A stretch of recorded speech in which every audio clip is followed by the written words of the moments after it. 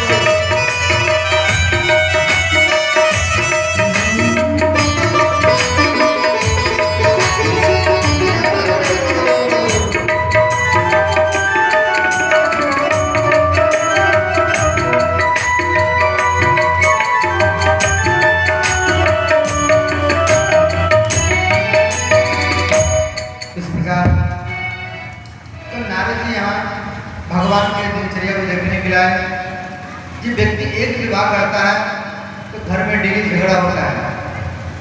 जब व्यक्ति एक विवाह करता है तो घर में डेली झगड़ा होता है। और भगवान इतना विवाह किए हैं तो भगवान कैसे रहते होंगे घर। तो नारद जाए देखने के लिए, छोटा एक बार जाकर देखिए कैसे रहते भगवान।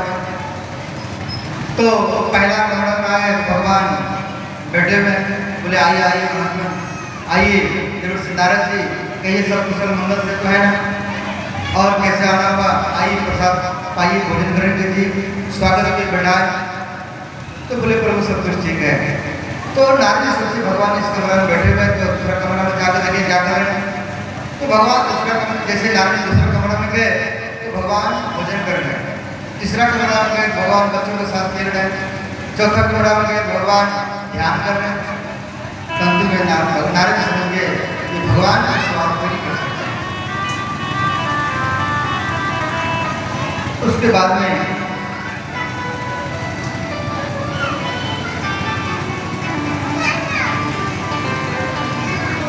यहाँ भागवत में पांडवों ने राष्ट्र यज्ञ किया श्रद्धा, और उसमें शिशुपाल भी है और भगवान श्री कृष्ण है। तो उसमें इस बात पर चर्चा हुआ इस राष्ट्रीय यज्ञ में सबसे पहले किसका पूजा होना चाहिए। तो सबका विचार हुआ कि श्री कृष्ण का ही पूजा होना चाहिए।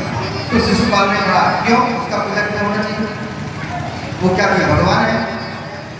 तो सबने विरोध किया, फिर हिंदू के लिए तैयार हो गए, बोले नहीं ऐसे नहीं होगा। तो अंतिम में बलराम जी को मारने के लिए भगवान श्री समझा दिया, सावधान मैं इसके माँ को वचन दिया हूँ 100 गाली क्षमा करने के लिए। तो बोले शिशुपाल अपने शब्दों पे अंकुश लगाई, बोले नहीं लगाया तो क्या करें, तो छलिया है तो बाली को छू करके मारा है। तो बलि को छला है, गोपियों के साथ में रास्ता होता है। तो इस प्रकार गाली देंगे तो बोले मैं 100 गाली क्षमा करूँगा, 100 से ज़्यादा देगा तो बोले 100 से ज़्यादा देगा क्या करेगा।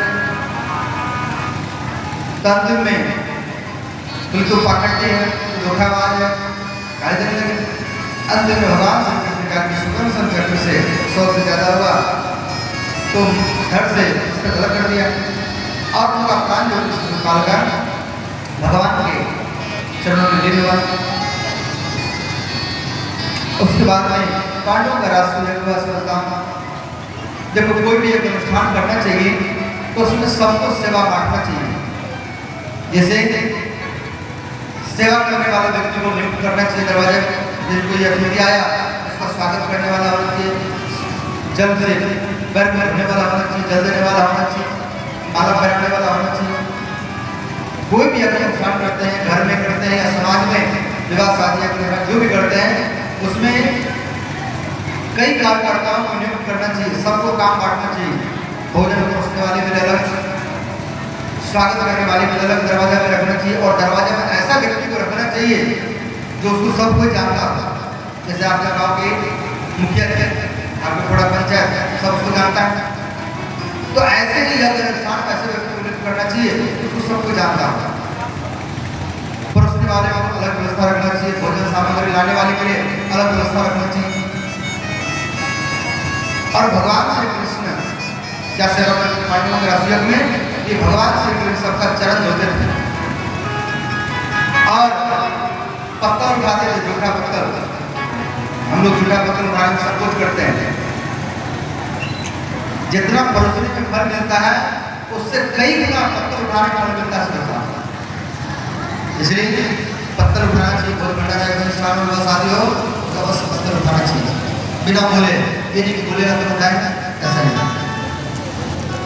और उसके बाद में परोसने की सेवा कई व्यक्तियों को करना चाहिए। जैसे पंगत में बांटा जा रहा है पूरी, यहाँ पर ज़्यादा संख्या हो, ज़्यादा लंबा लाइन हो, तो वहाँ पर 2 पूरी नहीं देना चाहिए। केवल वहाँ 8-10 पूरी एक बार में दे दो, दोबारा पूरी मांगे नहीं। इतना सब्जी डाल दो, दोबारा सब्जी नहीं मांगे। अब थोड़ा सा सब्जी देकर 2 पूरी देंगे, जैसे पूरी सब्जी लेकर निकलेगा, भैया यहाँ अलग रहेगा, भैया यहाँ का पहले, तो फिर आपका यह फेल हो जाएगा। तो एक व्यक्ति को बांटने के लिए नियुक्त करना चाहिए और पीछे से लाने वाले को लगाना चाहिए। ये नहीं बांट रहा, फिर भंडार घर में जाएगा, फिर लेकर आएगा, फिर बांटेगा, आपका पूरा फेल हो जाएगा। एक बांटने वाला है तो उसका 5 उसके पीछे लाने वाला होना चाहिए, तब आपका यह जल्दी सफल होगा और अच्छे ढंग से सफल होगा। उसके बाद में पांडवों के राष्ट्रयज्ञ तो संजय की कथा आपने श्रवण किया। अब जो है वो सुदामा की कथा श्रवण करने के लिए जा रहे हैं। सुदामा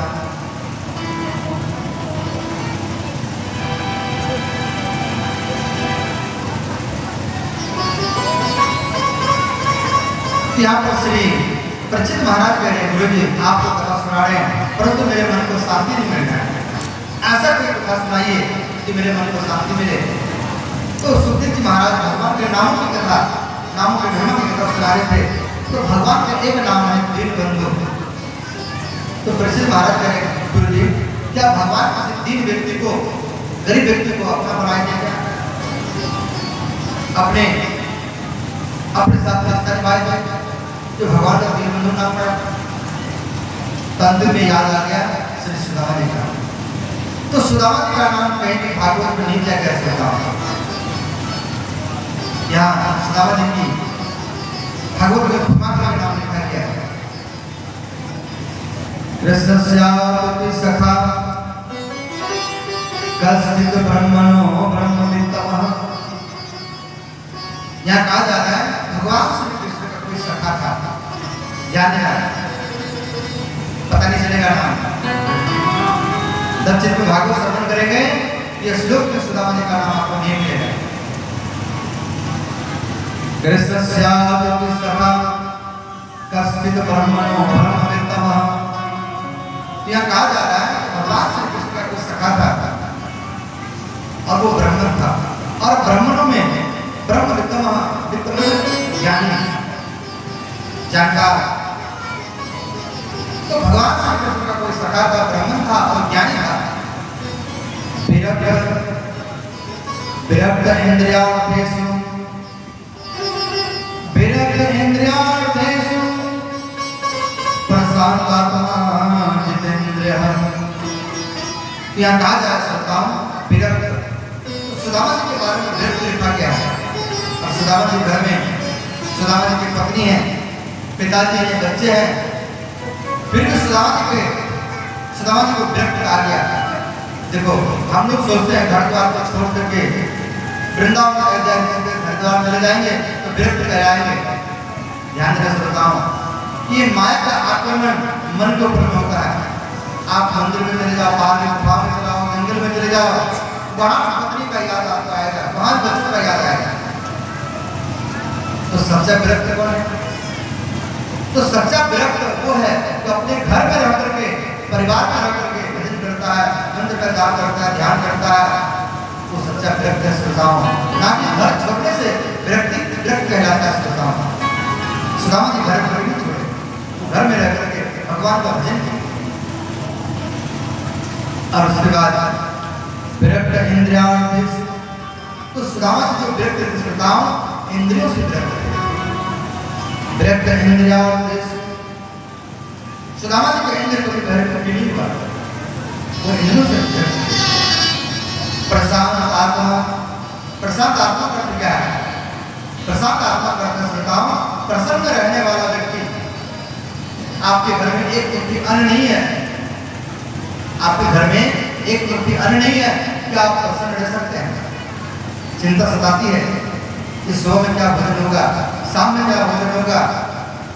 और सुदामा जी घर में एक मुट्ठी चावल नहीं है, फिर भी सुदामा जी क्या है? प्रसन्न है। प्रशांत आत्मा जितेंद्र, तो सुदामा जी के घर ऐसे काम। और घर कैसा है? जब बारिश का समय आता है तो सारा बारिश का जल सुदामा के घर में जमा हो जाता है। घर में कोई चौकी पानी नहीं है, कोई लाठी बिजली नहीं है, एक खाट है, सुदामा मिट्टी का बर्तन है। और घर में जब रोशनी करते हैं तो तेल नहीं, दिया नहीं, वो जंगल से लकड़ी ला करके और लकड़ी को जला कर घर में रोशनी करते हैं सुदामा। और सुदामा जी के गांव का नाम है वृंदापुर, जिसको आप लोग बोलते हैं पोरबंदर, चंपारण। तो यहाँ इस श्लोक में सुदामा जी का नाम कहीं नहीं मिला है।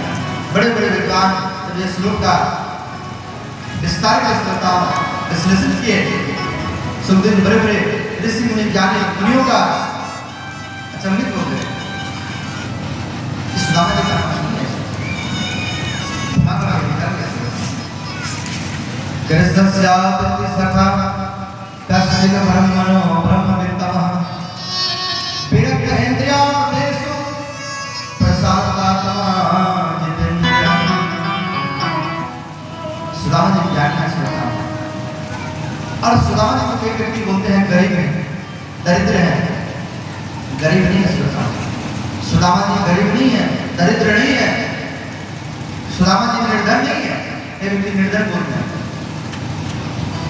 सुदामा जी के पास में धन है सुदामा, और वो धन आप सबको दिखाई नहीं देता है। सच्चा धन कौन सा धन है?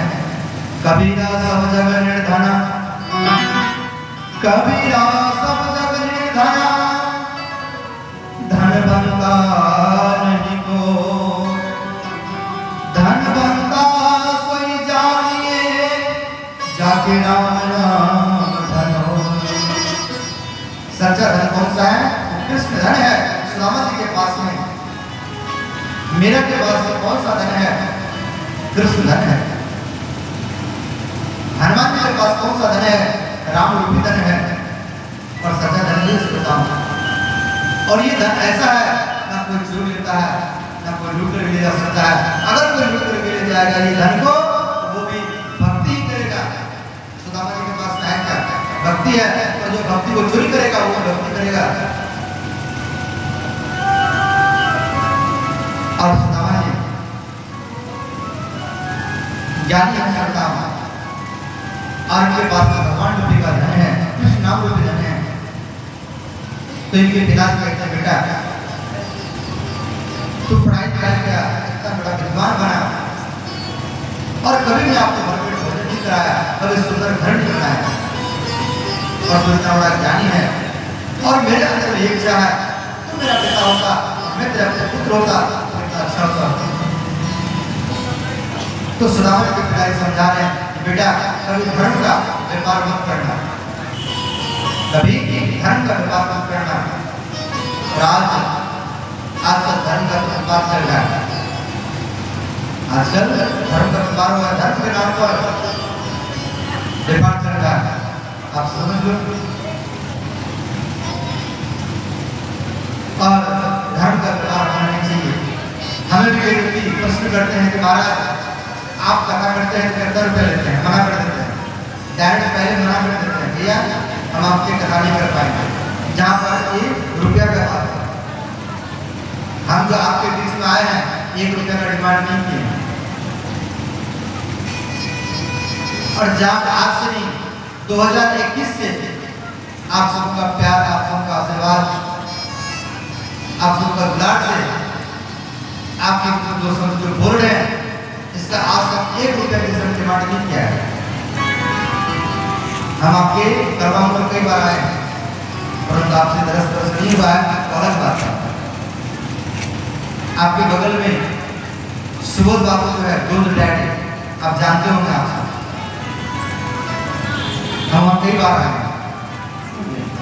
आपके बछोटा, रहीमपुर, सुंडिया, लौनियाचक, कन्हैयाचक, बेगूसराय, समस्तीपुर तक, रानी बछवाड़ा, रहीमपुर, ये सब कई बार आए। प्रताप सबका प्यार प्यार आशीर्वाद पाने के लिए फिर आप सबको बीच में आया। प्रताप सब डिमांड नहीं करते, आपको जो देना है तो नहीं देना है। और कथा का नाम पड़ता आजकल भैया 2 लाख लेंगे, 7 दिन में 2 लाख लेंगे, कभी हम जाएंगे। फाइनल बात था 1 लाख पहले एडवांस में, और सीढ़ी से रिजर्व करते उतरते भैया हमारी रात में 11 बजे ट्रेन है, हमारे दक्षिणा तो कथा का हम क्या करें, कथा को खरीद रहे बेचें। भगवान का नाम अनमोल है, ना इसका कोई मूल्य लगा सकता है, ना कोई खरीद सकता है। तो सुदामा जी के पिताजी को समझाया, बेटा के धर्म को व्यापार मत करना, तो धर्म को मत बेचना। उसके बाद में सुदामा जी के पिताजी का मृत्यु होता, श्रोताओं घर में कुछ है नहीं, तो लकड़ी कटा लाकर के जंगल में ले जा करके लकड़ी कटा इकट्ठा करते हैं और फिर संस्कार करके घर में आते हैं। तो जिस घर से माता पिता का मृत्यु होता, श्रोताओं, और जब पुत्र अंतिम संस्कार करके घर में आता है तो घर सोना सोना सा लगता है। और जिस घर से बेटी विवाह करके ससुराल चली जाती है वो घर भी सोना सोना सा लगता है। और जिस गांव से कोई साधु सन्यासी चला जाता है वो गांव में सोना सोना सा लगता है। तो सुदामा जी को मन नहीं लग रहा है, कोई 10 दिन में सुख होता है, कोई 13 दिन में, कोई 21 दिन में सुख होता है। तो सुदामा जी